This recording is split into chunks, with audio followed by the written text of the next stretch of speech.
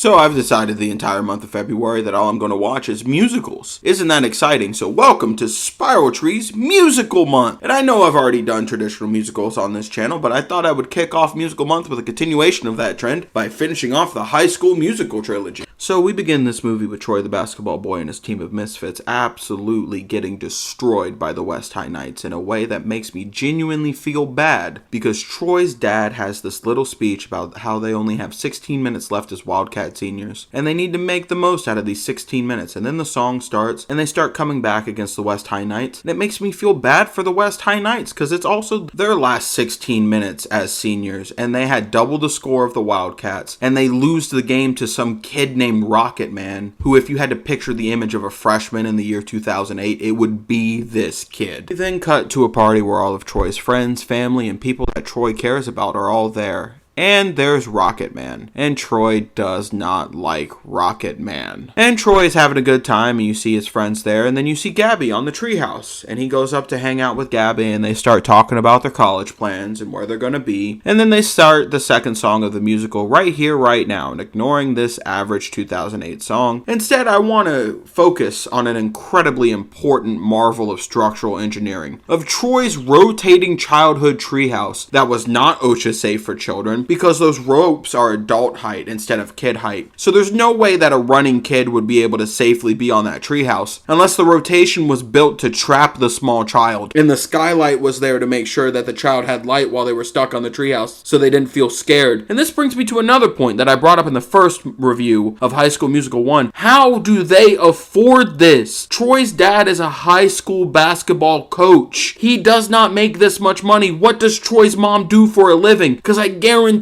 Troy's dad contributes nothing. As we move on to the next scene and see a stereotype in action, as a British woman attempts to be the personal assistant for an entitled white woman.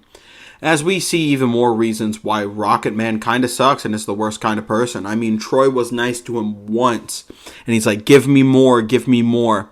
It almost reminds me of Sharpay in that way. And then Kelsey signs up the entire cast to do a musical that none of them wanted to do until a man speaks up and says he wants to do it, and then everybody jumps on board because that's the type of society that we live in. And when they quickly agree to do the musical, they get to decide what it's about, and they decide that it's about themselves, which is a very self-centered thing to do. And Miss Darbus starts talking about how Juilliard scholarships are on the line and how there's going to be an in-person viewing of their musical. And keep in mind that these kids live in Albuquerque, New Mexico. Juilliard is in New York City. There's no way that these four kids are anywhere near talented enough to justify the plane tickets, hotel costs, and all-around adventure that it would be to send these Juilliard representatives to this school, unless Sharpay's parents paid for it all, which has even more messed up implications because they only offered one scholarship. We now appear in the cafeteria where Sharpay is trying to convince Ryan to go and follow her dreams without any real thought about what Ryan really wants, and then proceeds into a song about her wanting everything. And then Ryan in turn also wants everything, but it just comes off as a big song about what capitalism truly is and how nobody will ever be satiated and how nobody will ever be satisfied, and you just need to consume more goods so you can have a fleeting semblance of what happiness truly is. And if you buy more goods, you'll get more dopamine, and if you get more dopamine, you'll go buy more goods, which is the same message as Fabulous from High School Musical 2. And please,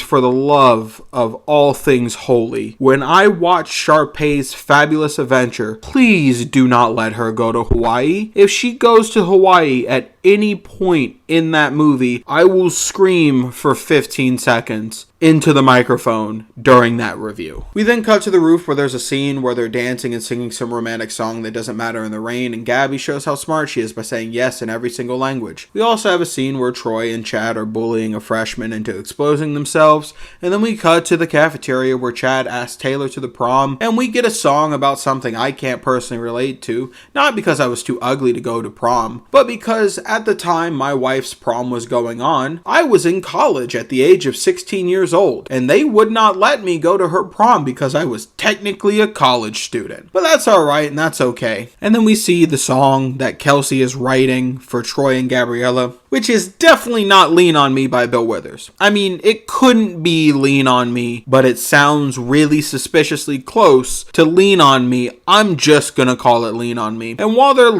playing Lean On Me for 7 seconds, Ryan has already picked up Kelsey to take her to the prom. My man's got serious game, and it's not hard to have game like that when you're singing Lean On Me by Bill Withers. And Sharpay is still the villain as she tries to convince Ryan to do some really shady stuff to Kelsey. We then cut to Riley's Auto Salvage, led by the bulkiest biker, and for some reason Troy feels the need to wear a bandana, and they proceed to sing a song about who they are and how they wanted to be superheroes when they were younger. And I am 100% for the introduction of Zac Efron as the Human Torch in the MCU. Please, Disney, make this happen. Zac Efron fits the role perfectly. Please just make him Johnny Storm. I would be very appreciative. You can throw Corbin Blue a bone as well. Make him gentle or something to introduce mutants into the MCU. Make it happen, you cowards. Just make it happen. And slowly but surely, Troy and Gabriella realize they don't want to go to different schools. They don't want to go to different places. They want to be together forever. Because we're all in this together. Everyone remember from the first movie? I remember. Do you remember? And then Troy and Gabriella start singing about their ability to bend the universe to their whim and how everything will soon be under their control and they'll be able to live the life that they want to live instead of living the life that their parents want them to live. As this is the origin to their supervillain story. And now we're back to the school where there's a grown man with a mohawk watching Troy open his locker. And out of nowhere, Sharpay shows up and tells Troy that Gabby is going to the honors program, and it's the living example of a gaslighting, gatekeeping girl boss, as Troy and Gabby then have a conversation about Gabby's future, and Gabby just wants to relax for a second while everyone around her wants her to go to Stanford. And I can say for a fact that Gabby is correct here. She needs to take a break, because if she keeps living at this unreasonable standard and living up to the unreasonable expectations of the people around her, she's just gonna go all the way to Stanford, plane ticket, house, whole 9 yards, and wind back up in Albuquerque in a year after she's burned herself out and realized that college doesn't matter and it's just one giant Ponzi scheme to take your money. And then she'll just go home and work at McDonald's for the rest of her life because that's where she feels the safest. I'm not speaking from experience, trust me. And Gabby and Troy have a sappy late 2000s love ballad that sounds the same as every sappy 2000s love ballad. And we see Troy's father still being worst father of the year, as he's been since the first movie, as he wants Troy to play basketball and never sing a day in his life. Thought he got over that in the second movie, but nope, he's upset again. And he wants Troy to stay with his friends and go to the college that he went to and be a real team captain, and he's upset that Troy wants to live his own life. How do they let this man stay a coach? It's because he wins games. Remember, if you succeed in life, you can be the biggest jerk you want to be. And then Troy sings a song about being who he is and finding out what direction he wants to go in life. And the song isn't that bad until he lets out a scream that I will reenact. You ready? Here it goes. Ah.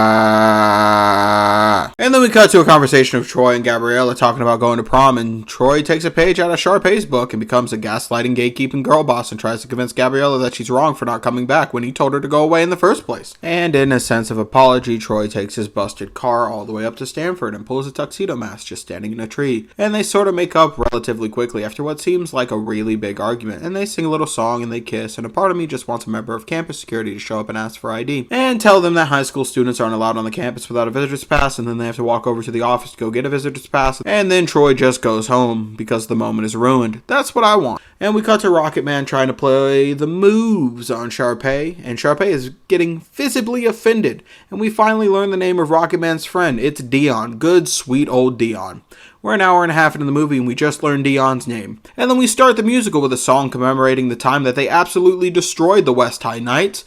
We see Ryan sing a song about selling out. That sounds a lot like Remember Me from Coco, and then Rocket Man comes in and just kills it and redeems himself in one singular moment, and Sharpay's understudy shows Sharpay what a gaslighting, gatekeeping girl boss truly is, as she tries to one-up Sharpay, but then Sharpay proceeds to one-up her on stage, and then the people from Juilliard have had enough and do not stay for the end of the musical. I don't blame you there. I wouldn't stay for the end of the musical. In fact, I wouldn't give any of these people a scholarship.